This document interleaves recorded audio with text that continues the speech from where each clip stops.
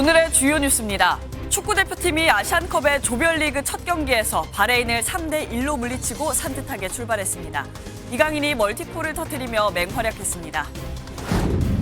이낙연 전 민주당 대표가 가칭 새로운 미래 창당 발기인 대회를 열고 본격적인 신당 창당에 나섭니다. 이준석 개혁신당 위원장도 참석하는데 두 사람이 이전 녹화한 대담 내용이 공개될 예정이어서 그 내용에 관심이 쏠립니다. 검찰 수사심의위원회가 7시간 넘는 회의 끝에 김광호 서울경찰청장에 대해 이태원 참사의 책임을 물어 재판에 넘기라고 의결했습니다. 최성범 전 용산소방서장에 대해서는 불기소를 권고했습니다. 올해 미국 대선의 시작을 알리는 공화당의 아이오와 경선 투표가 잠시 후 시작됩니다. 영하 40도 밑으로 떨어진 날씨가 변수인데 각 후보들은 지지층들의 투표를 독려하고 있습니다. 오늘 전국이 맑은 가운데 아침까지 강추위가 이어지다 낮부터는 예년 기온을 회복하며 포근해지겠습니다. 건조주의보가 내려진 동해안과 일부 남부 지역엔 대기가 건조하고 바람도 강해 산불 등 화재 예방에 주의해야 합니다. 올해 미국 대통령 선거의 시작을 알리는 아이오와 경선이 잠시 후 시작됩니다. 영하 40도에 이르는 혹한의 날씨가 이어지고 있지만 트럼프 전 대통령을 비롯한 후보자들은 집에 나와서 투표해달라며 지지층을 모으고 있습니다. 아이오와 경선 현장 연결하겠습니다. 최능당 특파원. 네, 아이오와 경선 미디어 센터에 나와 있습니다. 네, 정말 엄청난 추위 속에서 경선이 이루어지는데요. 언제 투표가 시작됩니까? 네, 경선 투표는 현지 시각으로 오후 7시, 한국 시간으로는 3시간 후인 아침 10시에 시작됩니다. 이곳 미디어 센터도 투표 시간이 다가오면서 열기가 뜨거워지고 있습니다. 하지만 밖은 영하 40도의 한파가 휘몰아치고 있어서 현지 언론들도 이 혹한을 최대 변수로 보고 있습니다. 이 정도면 평소에는 집에서 나가지 말 것을 경고하는 날씨여서 현지 언론들도 얼마나 투표자들이 모을지에도 관심이 쏠리고 있습니다. 후보들은 현지 지지층에게 투표할 것을 독려하고 있습니다. 직접 들어보시겠습니다. So brave the weather and go out and save America, because that's what you're doing. This is really about saving our country. Remember, your caucus location is often different from where you normally vote. 네, 저희 방금 들어본 것처럼 역시 최대 관심사는 1위가 확실시되는 트럼프의 과반 득표, 그리고 2위가 누가 될 것인지 여기에 모아지고 있는 거죠. 네, 그렇습니다. 현지 여론조사에서는 트럼프 전 대통령의 1위를 거의 확실히 보고 있습니다.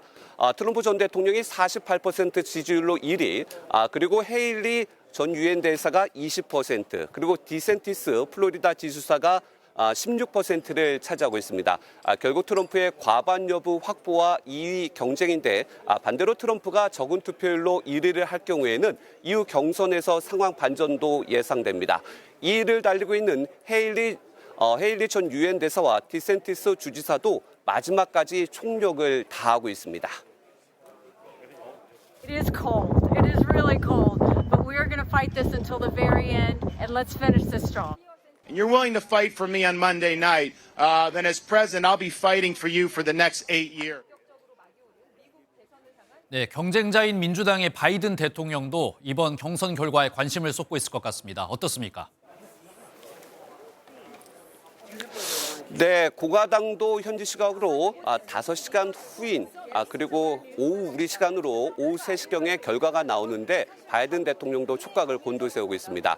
공화당이 대선 경선에 막을 올리면서 민주당에서는 다음 달 1일 사우스캐롤라이나에서 투표를 시작하게 됩니다. 사실상 바이든 대통령이 민주당의 후보로 나설 수 있어서 이번 경선에서 우승하는 사람, 그것이 바로 바이든 대통령의 경쟁자가 될 것으로 보입니다. 지금까지 아이오와 코커스 미디어 센터에서 전해드렸습니다.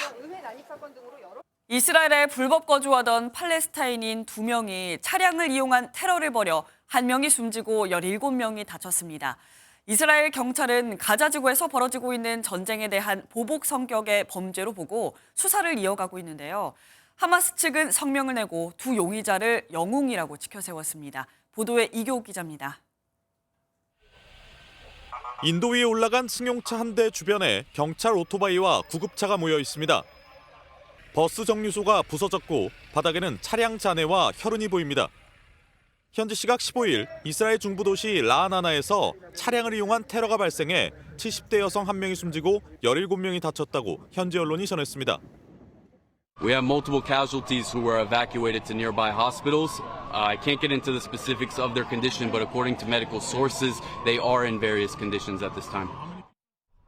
부상자 가운데 상당수는 미성년자이며 중상자가 많아 사망자는 더 늘어날 수도 있습니다. 테러 용의자는 2명으로 현지 경찰은 이들이 불법 입국한 팔레스타인인으로 파악됐다고 밝혔습니다. 세차장에서 일하던 2명은 차량을 훔쳐 행인을 치고 흉기를 휘두른 것으로 알려졌습니다. מקצועית, נחושה, מרדף מהיר מאוד, סגירה של האזורים והצלחנו לשים את היד גם על המפגע השני. 이스라엘 경찰은 이 사건을 가자지구 전쟁에 대한 보복 성격의 테러로 규정하고 수사하고 있습니다. 하마스는 성명을 내고 이번 테러 용의자들은 우리의 영웅이라며 하마스의 해방 전까지 이스라엘인에 대한 공격을 확대할 것을 독려했습니다. MBN 뉴스 이교욱입니다. 홍해와 인근 해역에서 민간 선박을 위협하는 예멘 반군 후티가 미국과 영국군의 보복 공습에도 또다시 미국 회사 소유의 선박을 공격했습니다.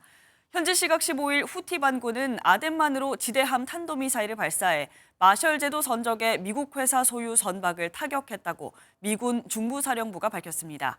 이번 공격으로 인명피해는 없었으며 선박도 피해 없이 항해를 계속하고 있다고 사령부는 덧붙였습니다. 이낙연 전 더불어민주당 대표는 오늘 발기인 대회를 열고 본격적인 창당 준비에 들어갑니다. 양당 조정과 합리적 대안을 제시할 수 있는 의석수가 목표라며 최소 50에서 60석을 전망하기도 했습니다. 이준석 개혁신당위원장을 비롯한 제3지대 인사들이 모두 모일 것으로 알려지면서 연대 논의가 본격화할지도 관심입니다. 고정수 기자입니다. 이낙연 전 민주당 대표가 주도하는 신당 가칭 새로운 미래의 발기인 대회가 오늘 오후 열립니다. 당명 채택과 창당 준비위원장 선출 등을 거쳐 본격적인 창당 준비가 시작되는 겁니다. 이 전 대표는 이번 총선에서 신당이 양당 폭주를 조정하고 합리적 대안을 제시할 만한 의석수를 가져야 한다고 밝혔습니다. 많으면 많을수록 좋겠지만 최소한 5, 60석은 넘을 거라고 생각합니다. 발기인 대회엔 이준석 개혁신당 정강정책위원장과 김종민, 이원욱, 조웅천 미래대연합 공동창당준비위원장, 금타섭 새로운 선택 공동대표 등이 참석할 예정입니다. 이 자리에선 앞서 녹화가 끝난 이낙연 전 대표와 이준석 위원장 간의 대담 영상이 공개될 예정이어서 두 사람이 어떤 언급을 했는지 관심을 모읍니다. 이른바 제3지대 인사들이 연일 한자리에 모이고 있고 여기에 미래대연합은 다음 달 설 연휴 전에 하나의 정당을 띄우겠다는 목표를 제시해 이들의 논의가 어떻게 진행될지 이목이 쏠리고 있습니다. MBN 뉴스 고정수입니다. 민주당 전당대회 돈봉투 의혹으로 지난 4일 구속 기소된 송영길 전 민주당 대표가 돈봉투가 만들어지고 전단될 내용을 수시로 보고받은 것으로 알려졌습니다. 법무부가 국회에 제출한 검찰의 공소장 내용이 공개됐는데 검찰은 송 전 대표의 비영리 법인도 불법 자금 조성 수단으로 지목했습니다. 김세희 기자입니다. 뇌물과 정치자금법 위반 혐의 등으로 구속 기소된 송영길 전 민주당 대표에 대한 공소장이 공개됐습니다. 공소장에는 송 전 대표가 자신의 보좌관 출신 박용수 씨에게 자금 조성 내역을 수시로 보고받았다고 적시됐습니다. 검찰은 당시 20개의 돈봉투 살포 정황도 재구성했습니다. 무소속 윤관석 의원이 돈봉투 10개를 살포하고 추가로 10개를 받아 송 전 대표에게 잘 전달하겠다는 이야기를 했다고 전해졌습니다. 송 전 대표가 민주당 지역 본부장들에게 봉투 전달 사실을 보고받고 강래구 전 한국수자원공사 상임감사위원에게 잘했다고 칭찬한 내용도 담겼습니다. 검찰은 또 송 전 대표가 후원자들에게 후원 조직인 평화와 먹고 사는 문제연구소에 후원하면 자신을 지원하는 효과를 본다고 적극적으로 안내했다고 전해졌습니다. 연간 500만 원으로 제한된 후원 금액 규제를 피해 먹사연을 대납 창구로 이용해 7억 6천여만 원을 조성한 걸로 검찰은 보고 있습니다. 송 전 대표는 정치적 보복이라며 강하게 반발하는 상황. 마음대로 자신들의 유리한 진술을 계속 별건 수사 압박을 넣으면서 하는 거잖아요. 검찰은 현재 돈봉투 수수 의혹을 받는 다른 의원들에 대한 수사도 진행하고 있습니다. MBN 뉴스 김세희입니다.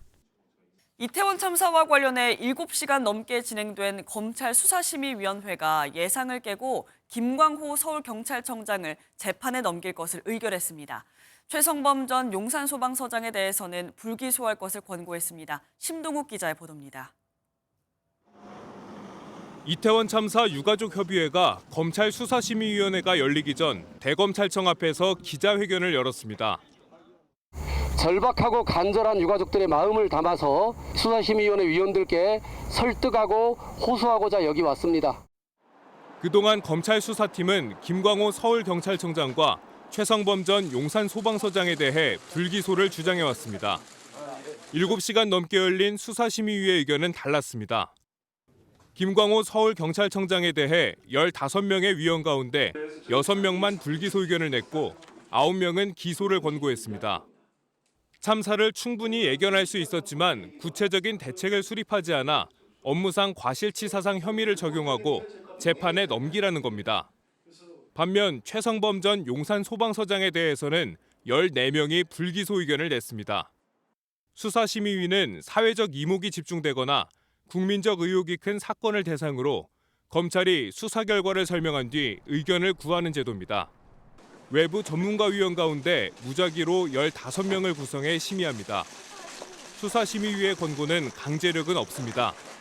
다만 예상을 깬 결과인데다 이번 수사심의위는 이원석 총장이 직접 소집한 만큼 검찰 수사에 영향을 미칠 것으로 보입니다.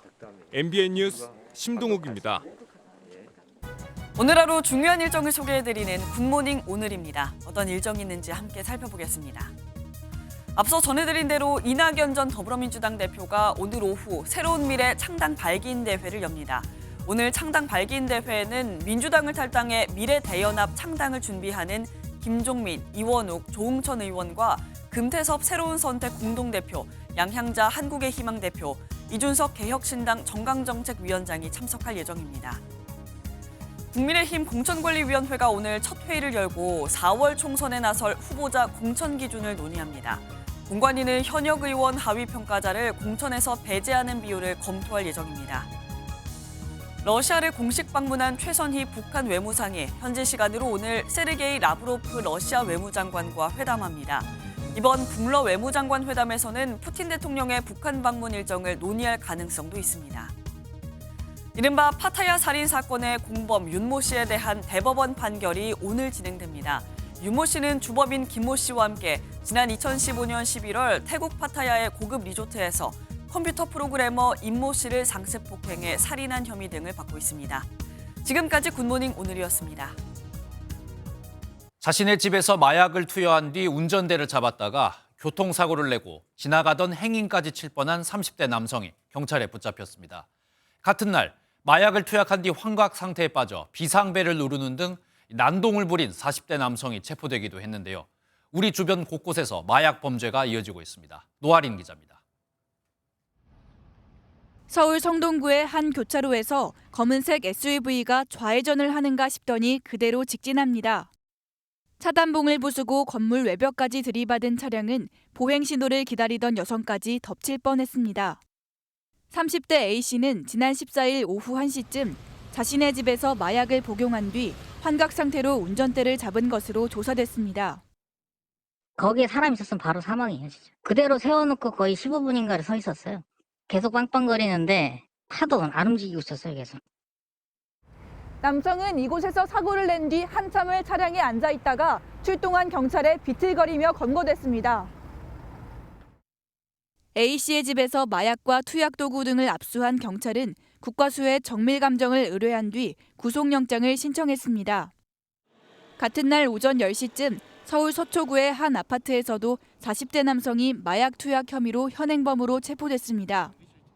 환각 상태에서 집안에 있는 비상벨을 눌렀는데 경비원이 횡설수설하는 모습을 보고 경찰에 신고를 했다가 결국 덜미를 잡혔습니다. 자기하고 경찰 불러달라고 얘기를 했다고 하더라고요. 국정원 얘기를 쓸데없는 소리 자꾸 뭐 이래가지고 결국 경찰에 가서 수갑 채워 데리고 갔다고. 해당 남성은 마약 간이 검사에서 양성 반응이 나왔고 집안에서는 투약 도구가 발견된 것으로 알려졌습니다. 서울 서초경찰서는 해당 남성을 상대로 정확한 사건 경위를 조사할 방침입니다. MBN 뉴스 노하린입니다. 무자본 갭 투자로 200억 원이 넘는 보증금을 가로챈 전세 사기 주범이 징역 10년을 선고받았습니다. 재판부는 계획된 범죄로 서민들의 생활 기반을 뿌리째 흔들었다며 주범은 물론 공범들에게도 중형을 내렸습니다. 보도에 홍지호 기자입니다.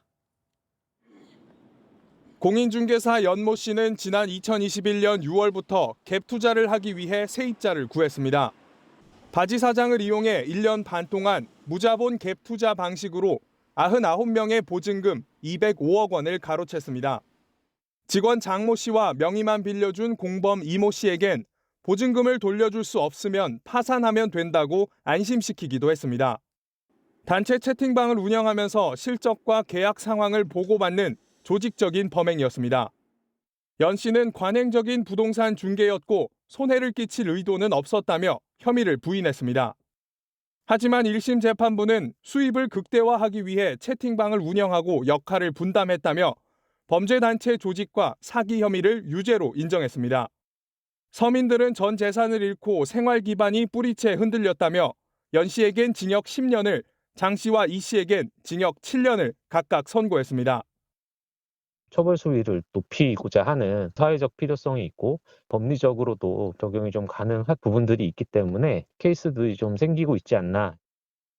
지난해 인천 미추홀구 전세 사기인 이른바 건축왕 사건의 일당이 기소될 때부터 대규모 피해가 발생한 전세 사기는 범죄단체 혐의가 적용되고 있습니다. 제발 더 많은 죽음이 생기기 전에 해결을 해주십시오. 또래의 죽음을 보며 저도 죽음으로 탄원합니다. 국토교통부가 지난해 6월부터 집계한 전국의 전세 사기 피해 건수는 11,000건에 이릅니다. MBN 뉴스 홍지호입니다. 북한은 지난 14일 고체 연료 중거리 탄도미사일을 시험 발사했습니다. 이 미사일은 최고 속도가 음속의 10배 이상으로 추정되는 말 그대로 극초음속 미사일인데요. 산술적으로 1분대에 서울을 타격할 수 있다는 얘기입니다. 속도가 빨라 추적도, 요격도 힘든 만큼 한반도 안보의 새 게임 체인저가 될 수 있다는 우려가 나옵니다. 권용범 기자의 보도입니다. 북한의 극초음속 미사일 시험 발사는 지난 2021년 화성 8형 한 차례, 2022년 두 차례에 이어 이번이 네 번째입니다. 극초음속 미사일 부문에서의 연이은 시험 성공은 전략무기 부문 최우선 5대 과업 중 가장 중요한 핵심 과업을 완수한다는. 앞서 두 차례 발사한 미사일 탄도와 형상은 유사하지만 기습 공격에 효과적인 고체 연료를 처음 적용한 게 차이점입니다. 최고 속도가 음속의 10배의 변칙 기동까지 하는 이 미사일이 실전 배치되면 군의 요격망에 위협이 될 수 있습니다. 패트리엇3와 사드는 요격탄의 속도가 각각 마하 4에서 5, 마하 8 정도인 만큼 변화무쌍하게 움직이는 이 미사일을 요격하기가 쉽지 않단 겁니다. 평양에서 미사일을 발사한다면 직선 거리로 약 195km 떨어진 서울까지 빠르면 1분대에 도달할 수 있다는 관측도 제기됩니다. 사드라는 요격망이 촘촘하기 때문에 결국 이 요격망을 돌파하기 위해서 극초음속 미사일을 개발을 하고 있는 겁니다.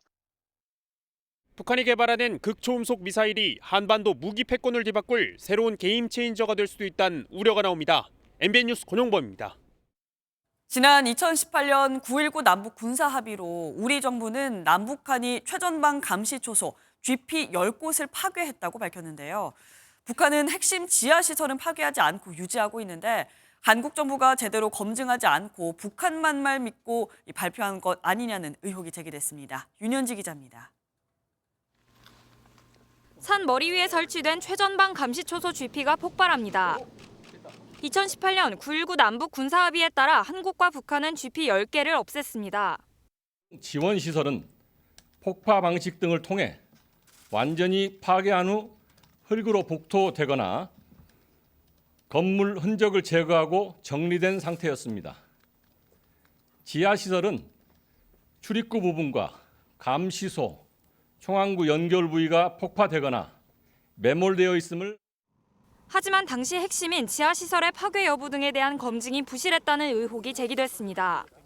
현장 검증에 참여했던 군 관계자들은 당시 장비나 지하시설을 직접 확인하지 못했고 북한의 주장만을 듣고 결론을 내렸다고 주장한 것으로 전해졌습니다. 북한 말만 듣고 우리 안보를 무력화한 가짜 평화론의 민낯이 드러나고 있습니다.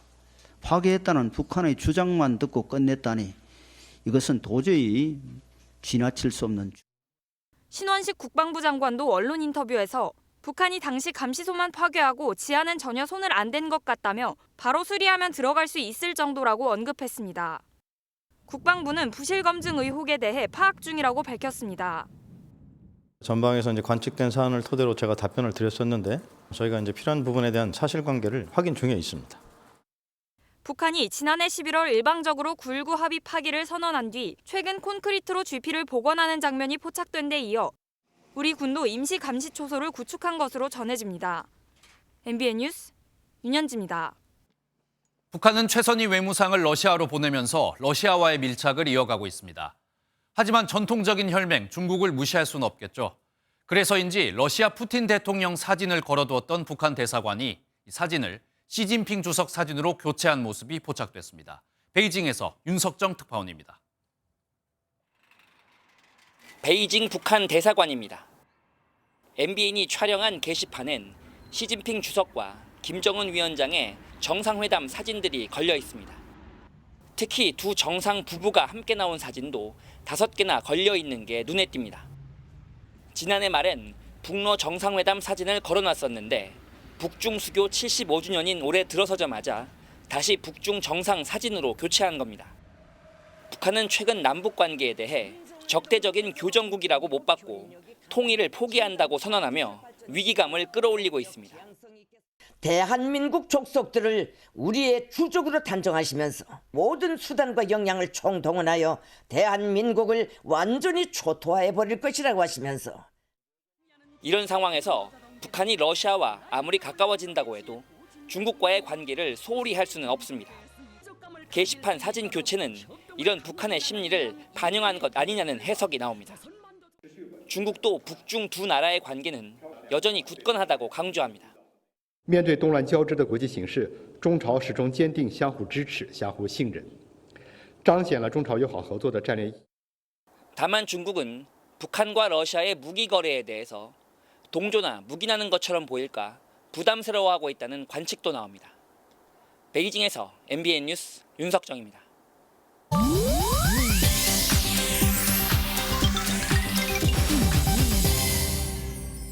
인터넷에서 화제가 되고 있는 소식들을 모아 전해드리는 인터넷 와글와글입니다.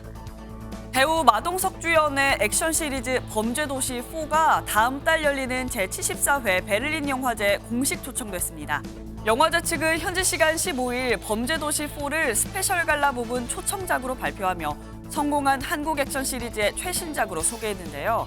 이번 스페셜 갈라 부문 초청은 한국 영화 시리즈 작품으로서는 최초입니다. 올 상반기 개봉 예정인 범죄도시 4. 형사 마석도가 국내 최대 불법 온라인 도박 조직을 소탕하는 이야기로 마동석과 김무열, 이동휘 등이 출연하고 허명행 감독이 연출을 맡았는데요. 세계 3대 영화제로 불리는 베를린 국제영화제와 범죄도시 4의 만남에 영화 팬들의 기대감이 높아지고 있습니다. 그룹 FT 아일랜드 출신 가수 최종훈 씨가 집단 성폭행 사건으로 복역 후 약 2년 만에 활동 복귀를 시사했습니다. 최 씨는 최근 일본 팬 커뮤니티에 채널을 개설하고 약 5년 만에 여러분께 인사드린다며 공지를 전했는데요. 그러면서 앞으로 하고 싶은 일이나 사생활 등 모든 것을 보여드리고 싶다고 팬들의 응원을 당부했습니다. 앞서 최종훈 씨는 2016년 가수 정준영 씨 등과 함께 여성을 집단 성폭행하고 불법 촬영한 혐의로 2019년 징역 2년 6개월을 선고받고 2021년 11월 만기 출소했습니다. 하지만 버닝썬 게이트에 연루됐던 최종훈 씨의 복귀 움직임에 여전히 누리꾼들은 싸늘한 반응을 보이고 있습니다. 미국은 지하철에서 위험천만한 행동을 하는 청소년들 때문에 골머리를 앓고 있습니다. 달리는 지하철 위에 올라타 버티는 일명 지하철 서핑을 하던 청소년이 사망하는 사고가 발생하고 있는 건데요. 현지 시간 14일 외신에 따르면 이틀 전 뉴욕주 브루클린 애비뉴 N역 인근에서 지하철 서핑을 하던 10대 청소년이 열차에서 떨어져 숨지는 일이 있었습니다. 미국에서는 SNS에 영상을 올려 조회수와 좋아요를 늘리려는 10대들이 늘면서 관련 사고가 잇따르고 있는데요. 뉴욕 메트로폴리탄 교통국은 지난 한 해에만 지하철 서핑으로 최소 5명이 사망했다고 전했습니다. 교통당국과 경찰은 영상을 막거나 순찰을 강화하고 있다는데 무모한 행동으로 더 이상 비극적인 일이 일어나지 않았으면 좋겠네요. 인터넷 와글와글이었습니다. 더불어민주당이 공천 신청을 받기 시작하면서 본격적인 총선 준비에 들어갔습니다. 하지만 당내 분위기는 좋지 않은데요. 예비 검증에서 탈락한 사람들의 반발은 물론 성비위 의혹을 받고 있는 후보자들에 대한 비판이 쏟아지며 잡음이 커지고 있습니다. 여기에 신당으로 이탈하려는 움직임까지 계속되고 있는데요. 당이 분열 위기에 빠지자 결국 이재명 대표가 빠르면 이번 주 안에 복귀할 것으로 보입니다. 서영수 기자입니다.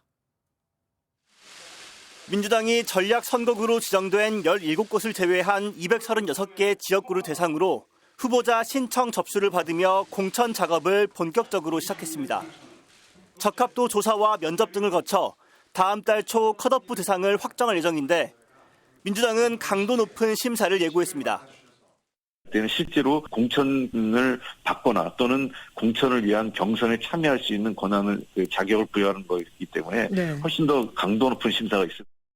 예비검증 단계에서 탈락한 인사들의 반발이 벌써부터 분출되고 있는 데다 공천 윤곽이 드러날수록 계파 갈등이 커질 수 있다는 점은 불안 요소로 꼽힙니다. 부적격 철회와 공정한 경선이 이루어질 수 있도록 민주당이 최소한의 절차적 민주주의를 지키는 결국 계속되는 당 내홍을 수습하기 위해 이재명 대표가 이르면 이번 주 당무에 복귀할 것으로 보입니다. 공식적으로 확인해 보지는 않았고요. 이번 주 중에 복귀하실 가능성이 있는 걸로 그렇게 말씀드리겠습니다. 민주당 핵심 관계자는 이 대표가 복귀 후 첫 메시지로 당 통합과 단합을 강조하지 않을 수 없는 상황이라고 전했습니다. 이 대표는 당무 복귀 후 신당으로의 추가 이탈을 막기 위한 구체적인 행보에 나서는 동시에 총선용 민생 공약 띄우기에 주력할 전망입니다. MBN 뉴스 서영수입니다. 앞서 당의 분열을 막기 위한 이재명 대표의 복귀 가능성을 전해드렸는데요. 하지만 야권에서는 탈당이 이어지며 제3지대 합류하는 움직임이 늘어나고 있습니다. 힘이 실린 제3지대에선 설 연휴 전에 통합정당을 만들자며 빅텐트 구성을 서두르고 있는데요. 하지만 벌써 통합을 이야기하는 건 너무 빠르다는 목소리도 나옵니다. 이어서 유승호 기자가 보도합니다.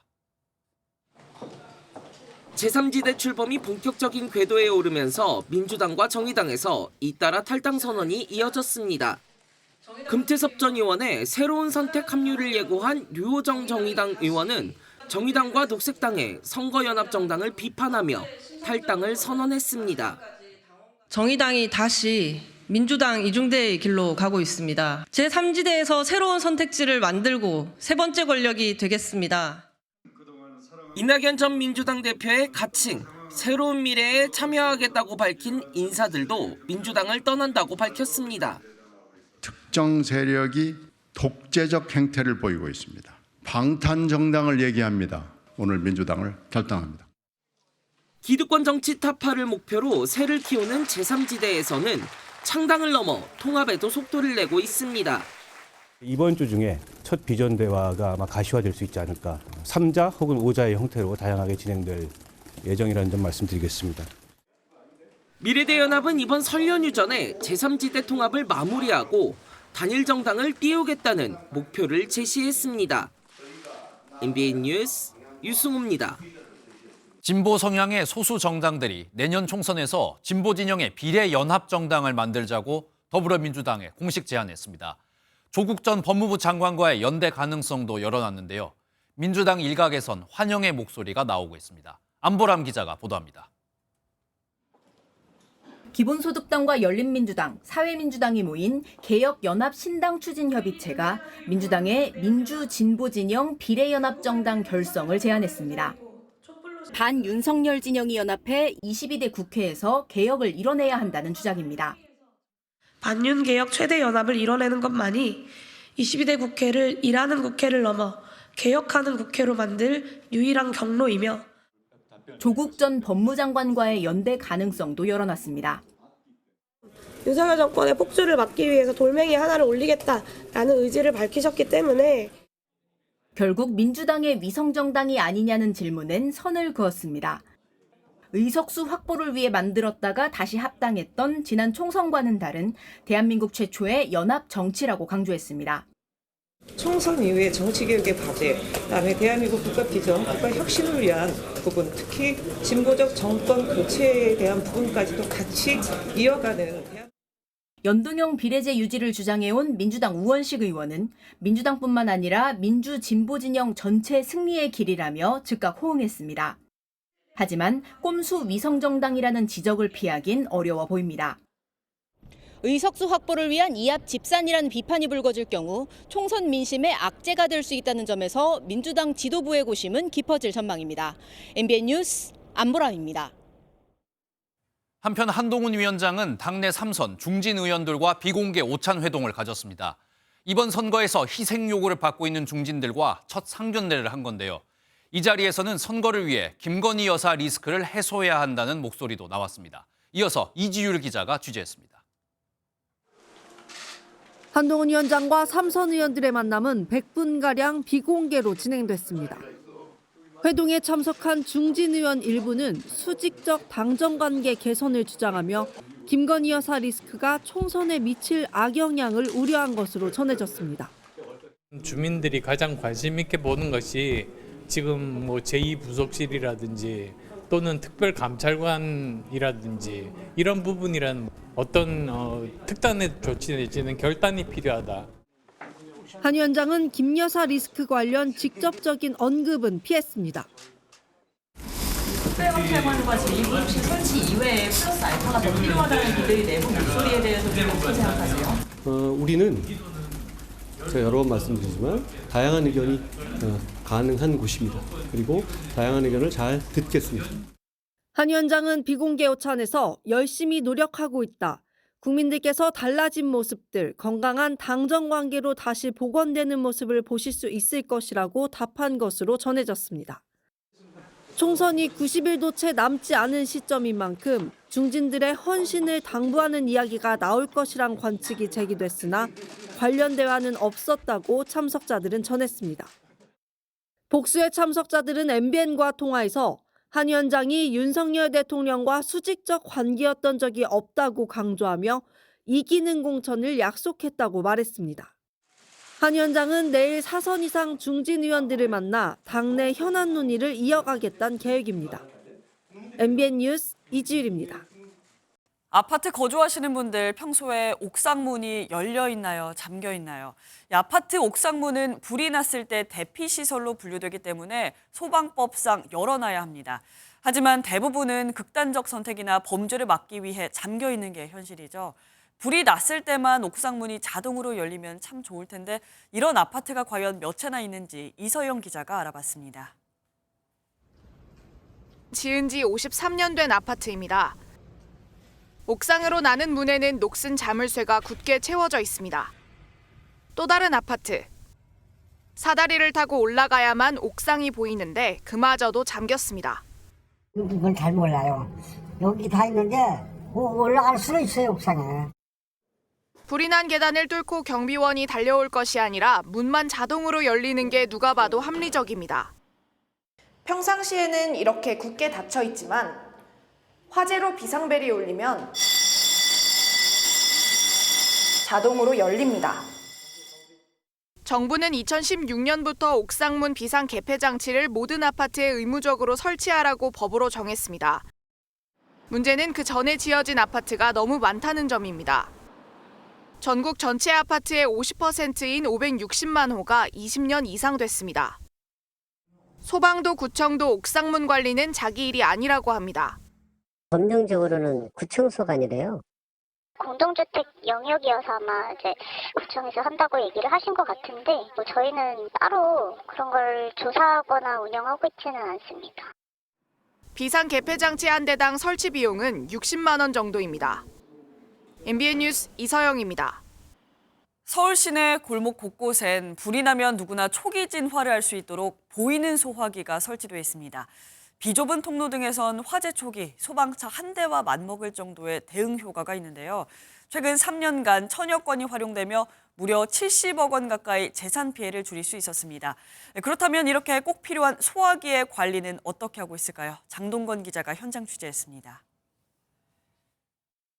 난로 배관에서 불똥이 떨어지더니 5분여 만에 사방으로 번집니다. 타는 냄새에 뛰쳐나온 남성들이 붉은 상자에서 신속하게 소화기를 꺼내 초기 진화에 나섭니다.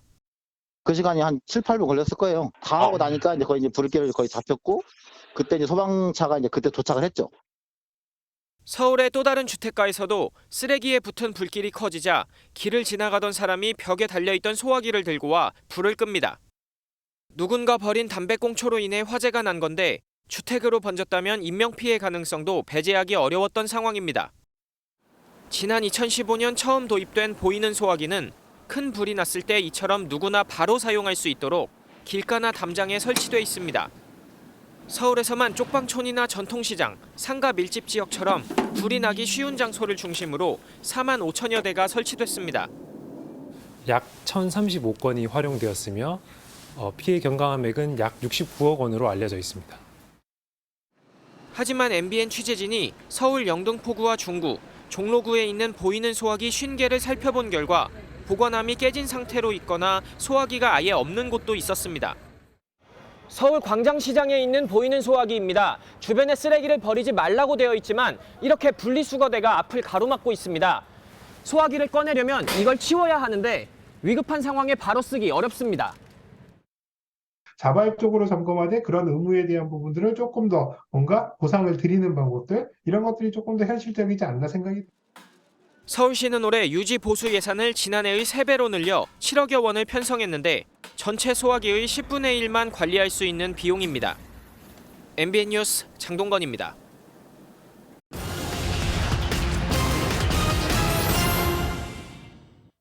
작년 7월 이후 상승세를 보여온 전국 주택 매매 가격이 지난해 12월 전월 대비 0.1% 하락했습니다. 지난해 총 3.56%가 하락하면서 2년 연속 가격이 떨어졌는데요. 경기 둔화 우려로 급매물 위주로만 거래가 이루어지면서 가격이 하락했다는 분석입니다. 정기예금과 금융채 금리가 떨어지면서 주택담보대출 변동금리의 기준이 되는 코픽스가 넉 달 만에 낮아졌습니다. 지난해 12월 코픽스는 11월보다 0.16%포인트 내린 3.84%로 집계됐는데요. 코픽스가 떨어지면 은행이 적은 이자로 주고 돈을 확보할 수 있어 주택담보대출 변동금리가 낮아지게 됩니다. 코로나19 당시 대출 연체 기록을 삭제해주는 이른바 신용사면으로 약 250만 명이 대출 혜택을 받을 것으로 보입니다. 지난 2021년 9월 1일부터 올해 1월 31일까지 발생한 2천만 원 이하 대출 연체를 올해 5월 말까지 전액 상환한다면 빠르면 3월 초부터 대출 연체 이력이 사라지게 됩니다. 이럴 경우 약 250만 명의 신용 점수가 평균 39점 상승해 저금리 대출로 갈아타기가 가능해질 것이란 분석입니다. 지금까지 굿모닝 경제였습니다.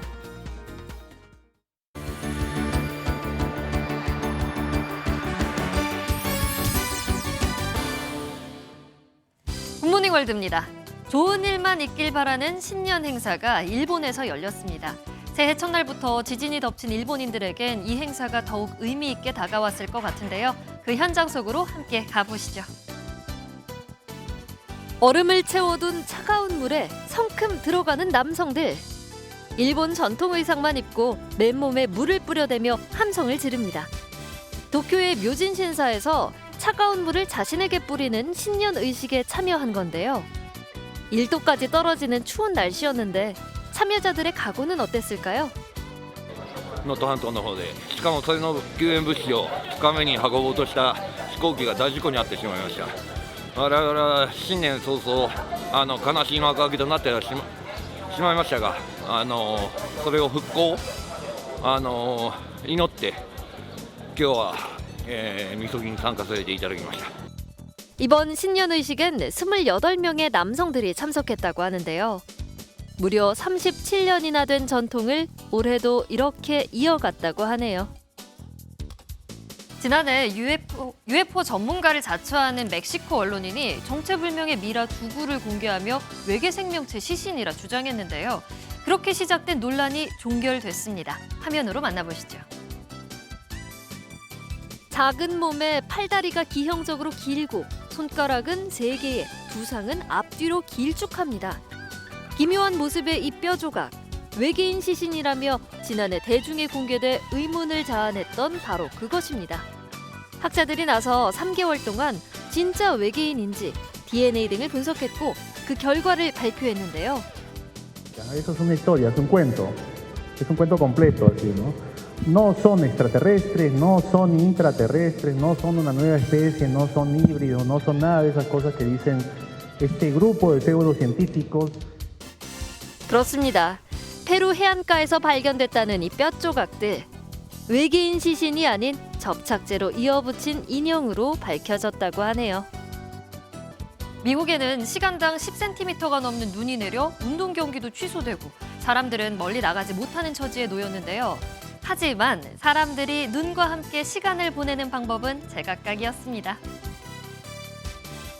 미국은 지금 북극 고기압의 영향으로 매서운 한파와 함께 폭설로 몸살을 앓고 있는데요. 여기 차라리 즐기는 사람들이 있습니다. 폭설이 내리는 와중에 한 남성이 눈으로 미끄럼틀을 타고 내려옵니다. 최대 60cm 폭설로 NFL 경기가 연기되자 버팔로 빌스 홈 경기장에선 팬들이 빈 경기장에 모여 눈을 즐기기도 했는데요. 아예 스노우보드를 타거나 눈썰매를 타며 폭설을 즐기는 사람들마저 등장했습니다. 피할 수 없으면 즐겨라 라는 말이 딱인 것 같다는 생각이 드네요. 지금까지 굿모닝 월드였습니다. 직장인들의 13월의 보너스라고 불리는 연말정산이 시작됐습니다. 그런데 이 보너스가 아니라 오히려 돈을 토해내는 경우도 많죠. 올해 새롭게 공제받을 수 있는 항목을 비롯해 세금 폭탄을 피할 수 있는 방법을 이혁근 기자가 정리했습니다. 10,000원을 넘어 슬금슬금 높아진 영화 관람료는 마니아들에게 적지 않은 부담입니다. 한 편에 한 13,000원 정도 하는데 제가 이게 한 영화를 한 달에 한 세 번 보다 보니까 이게 쌓이다 보면 확실히 부담이 되는 거예요. 이런 영화 팬들은 올해부터 연말정산 혜택을 받을 수 있습니다. 신용카드와 현금 사용액이 총 소득의 4분의 1을 넘으면 지난해 하반기에 본 영화 관람료가 소득공제 대상에 포함됐기 때문입니다. 연소득 7천만 원 이하 근로자가 지난해 7월부터 매달 2편씩 영화를 봤다면 전체 관람료의 40%인 62,400원을 소득공제 받을 수 있습니다. 고향사랑기부금도 10만 원까지는 세액공제로 100% 돌려받고 3만 원어치 답례품도 추가로 가능합니다. 부양가족과 의료비 정산은 세심한 주의가 필요합니다. 맞벌이라면 부양가족은 연봉이 높은 배우자에게, 의료비는 연봉이 낮은 배우자에게 몰아주는 것이 유리합니다. 다만 가정마다 상황이 조금씩 다른 만큼 오는 18일 열리는 맞벌이 절세 시뮬레이션을 이용하는 게 현명한 방법입니다. 정기적 소득이 없더라도 연간 소득이 100만 원이 넘는 형제자매나 부모를 인적공제에 넣으면 과다공제로 오히려 세금 폭탄을 맞을 수 있습니다. 특히 퇴직금도 소득으로 보기 때문에 지난해 퇴직한 가족이 있다면 특히 주의해야 합니다. MBN 뉴스 이혁근입니다. 오늘 아침도 강추위가 이어지고 있습니다. 출근길 보온에 각별히 신경 써주셔야겠습니다.